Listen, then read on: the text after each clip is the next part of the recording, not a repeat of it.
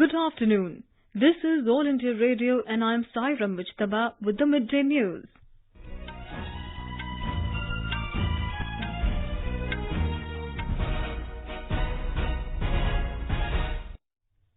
The headlines.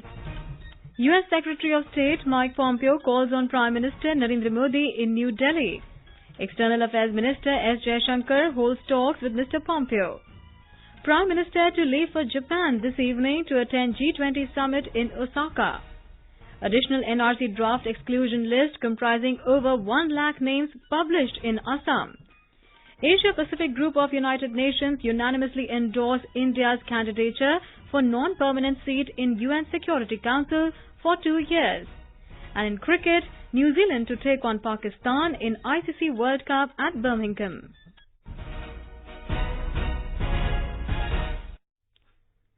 U.S. Secretary of State Mike Pompeo today called on Prime Minister Narendra Modi at his residence in New Delhi. In a tweet, External Affairs Ministry spokesperson Ravish Kumar said, Secretary Pompeo exchanged views on various aspects of Indo-US relationship with the Prime Minister. The two sides are working together to further strengthen the strategic partnership. Mr. Kumar said Prime Minister Modi will meet U.S. President Donald Trump on the sidelines of the upcoming G20 Summit to be held in Osaka, Japan. External Affairs Minister Dr. S Jaishankar held talks with U.S. Secretary of State Mike Pompeo. Dr. Jaishankar welcomed Mr. Pompeo as the first U.S. dignitary to visit India after elections. The two leaders exchanged views on a range of bilateral and regional issues of mutual interest. The Secretary of State arrived in New Delhi last night on a 3-day visit to India.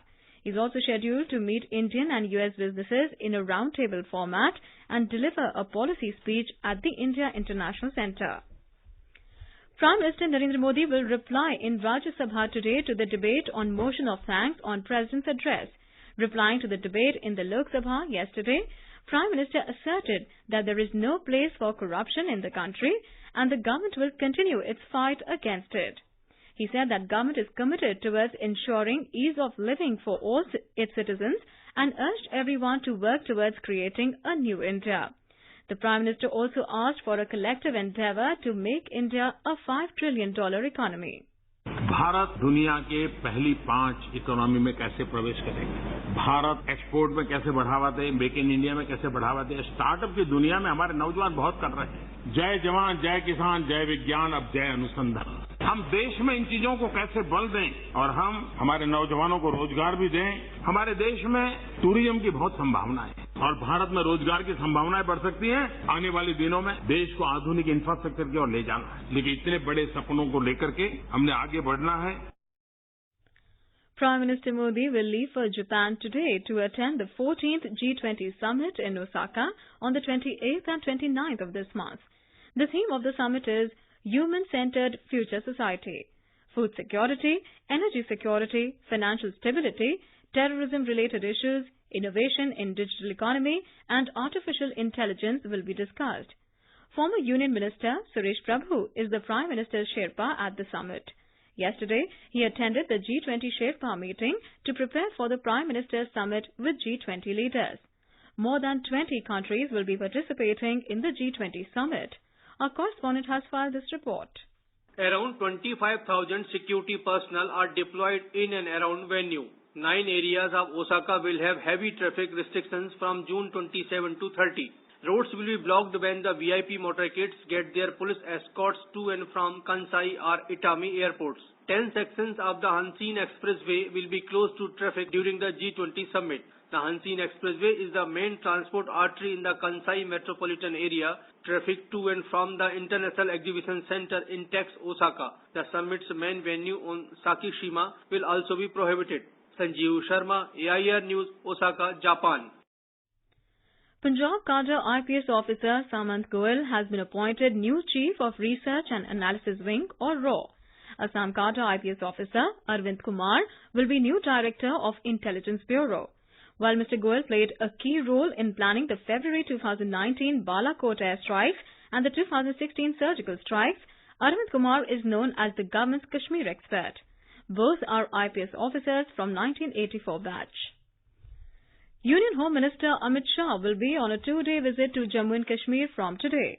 He will reach Srinagar in the afternoon. This is Mr. Shah's first visit to the state after assuming charge as Home Minister in the second successive stint of BJP-led NDA government at the centre. Mr. Shah is scheduled to co-chair a meeting of the unified headquarters with Governor Satyapal Malik. In Jammu and Kashmir, one terrorist was killed in an encounter with security forces in the forest area of Tral subdivision in Pulwama district today. The gunfight broke out between security forces and terrorists following the launch of a cordon and search operation in the Branpathri forest area of Tral this morning. Security sources said the body of slain terrorist has been recovered along with one AK-47 rifle. In Assam, the additional NRC Draft Exclusion list published today consists of 102,462 persons. Official sources said that the persons whose names appear in the additional Draft Exclusion list are those persons whose names were included in the draft NRC published in July last year but have been subsequently found ineligible due to various reasons. More from our correspondent.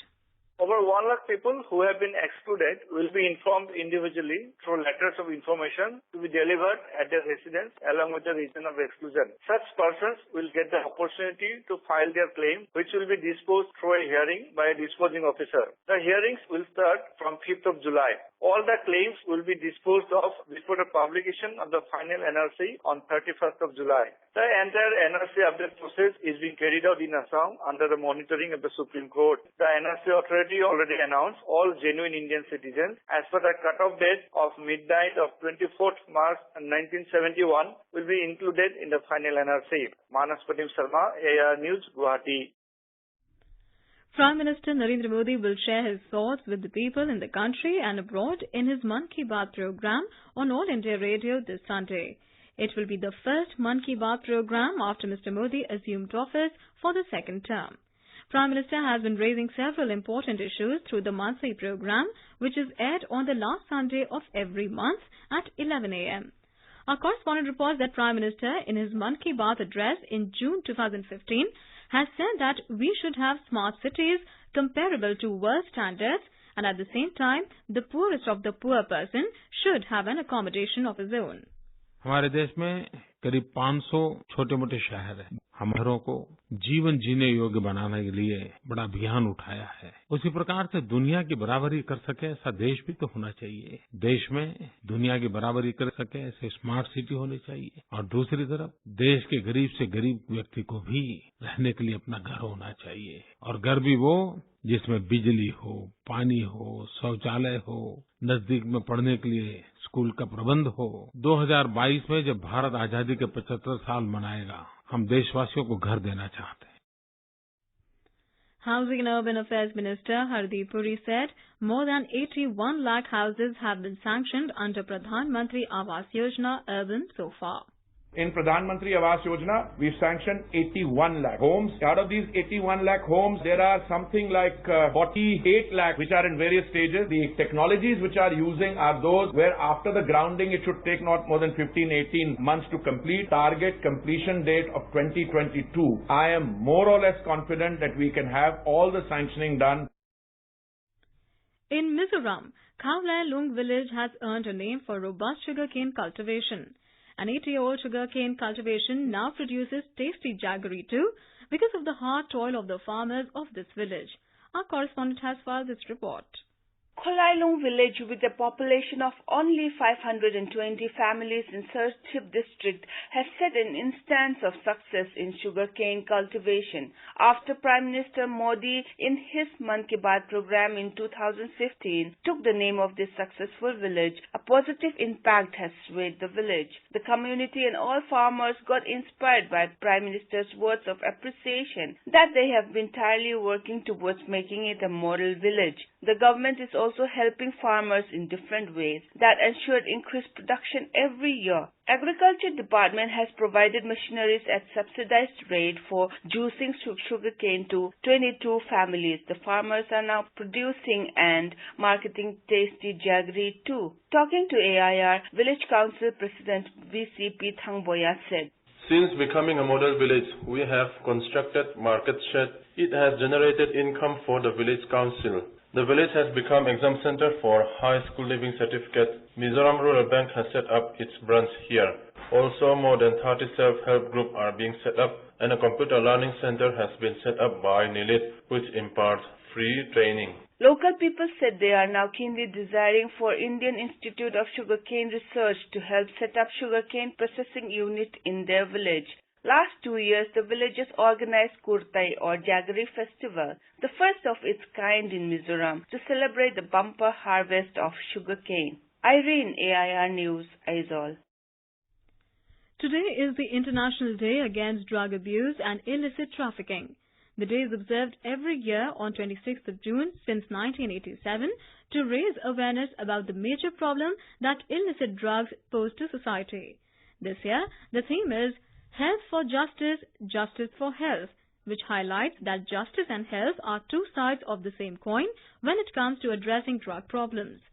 Vice President M. Venkaiah Naidu, in a tweet, has appealed to the people to create awareness on the dangers of substance abuse and collectively strive to end the menace. Minister of Social Justice and Empowerment flagged off the 17th run against drug abuse at Jawaharlal Nehru Stadium in the national capital with an objective to raise awareness against drug abuse. Mr. Gehlot said government started a survey program across the country from 2018 to know the number of people who are drug addicts. To make the country drug-free, special initiatives are being taken. A mega survey program has been started across the country since 2018 to know the exact number of drug addicts. After getting the reports, we will better organize this campaign and will move towards making this country drug abuse-free. On this day, I appeal to the countrymen to give up drug addiction and try to make your surroundings drug abuse-free as well. Union Minister Piyush Goyal has said that NDA government will ensure that Indian industry and trade will always be protected. In a reply to a question in Lok Sabha on withdrawal of generalized system of preferences by the US, the minister said government will never compromise on national security and sovereignty.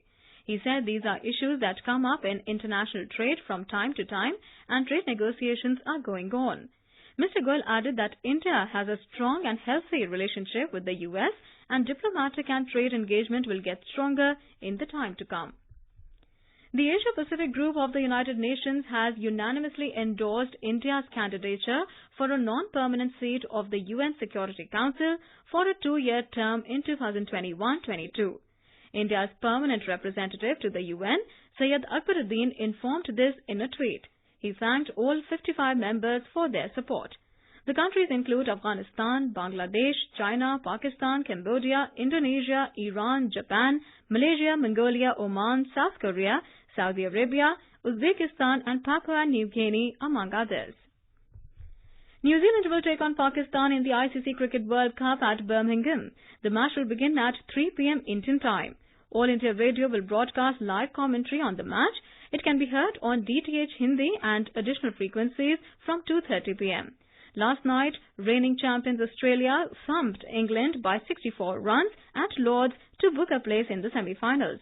India next play the West Indies tomorrow in Manchester. Sensex at Bombay Stock Exchange climbed 93 points to trade at 39,528 a short while ago. Nifty at National Stock Exchange also surged 29 points at 11,825.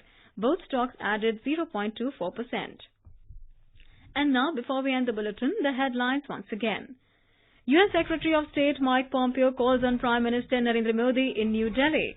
External Affairs Minister S Jaishankar holds talks with Mr. Pompeo. Prime Minister to leave for Japan this evening to attend G20 Summit in Osaka.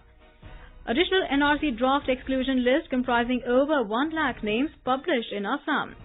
Asia-Pacific Group of United Nations unanimously endorse India's candidature for non-permanent seat in UN Security Council for 2 years. And in cricket, New Zealand to take on Pakistan in ICC World Cup at Birmingham. And with that, we end the midday news.